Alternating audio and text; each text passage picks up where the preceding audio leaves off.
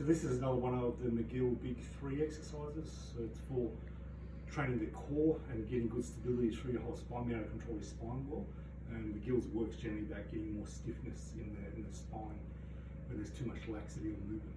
So knees are hip width, hands are shoulder width, hands underneath the shoulders, knees underneath the hips. If I'm not doing that, it looks like this. So my knees aren't over my hips, my shoulders aren't over my hands. So I want to be in that alignment there. And I want my head to be not like this, not like this. So the chin pulled in a little bit, sense of reaching through the top of my head like there's an arrow through my whole spine.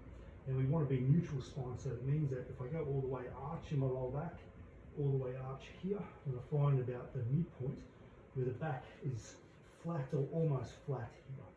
So we want to keep that, so this doesn't move once it's there. Then I'm pulling on my pelvic floor, pulling on the transverse abdominis here, so I'm pulling my lower abs towards my spine just a little bit without sucking things up. So I'm not sucking things up that way. So it should be through the way I taught you in the clinic. Pelvic floor up, this area pulled on, but here still relaxed. So we've got that there to start. And this first part here is the bird part of the bird dog exercise. So keep all that alignment, there's no change. Pushing through the arms, so I'm not down like this, I'm pushing through the arms, and I'm just reaching forward this way. So don't think about going up, think about reach forward, and then quickly changing, reach forward. So this is the bird part of the bird dog. And when we do this, what we're aiming for not to happen is that the weight changes either way.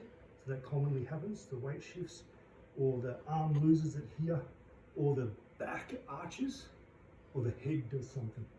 So everything's just still, and it's just the arm reaching, or I'm not rotating as well.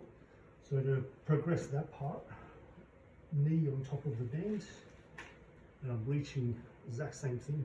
So I'm putting resistance into this, and the idea is the resistance isn't enough to make your body have to do compensations. That's the main thing. So with the arm part, I'm looking at 2 to 3 sets, 10 to 20 reps.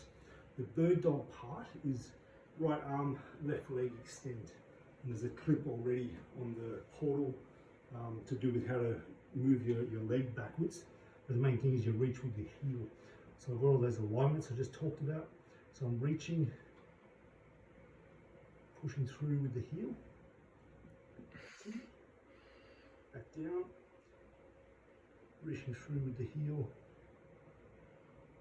And what I'm looking for here is that my body weight doesn't go over here. So my hip's no longer over my knee. So that's a common thing that happens. So the body weight stays the same. It means that the glute med on this side has to keep the body there when I do this. If the glute med doesn't work well, it does this, and it gets the wrong unlocking of the pelvis as you do it. What we're also not looking for with this is you go so far that the body does this arch through the lower back. That's the worst thing you can do. Or the body rotates or does some kind of banana bend kind of thing. So we want this very clear movement here every time you do it. Reach out with the heel. There's a reflex when you reach through with the heel where it gets the glute to have to work, especially the glute max work better.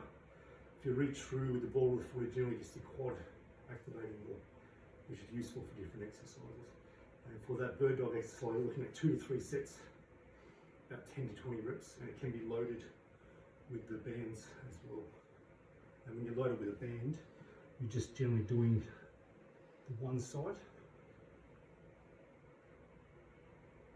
So you're close to fatigue, or to a point where if you're doing more reps, your body will start to distort when you change sides.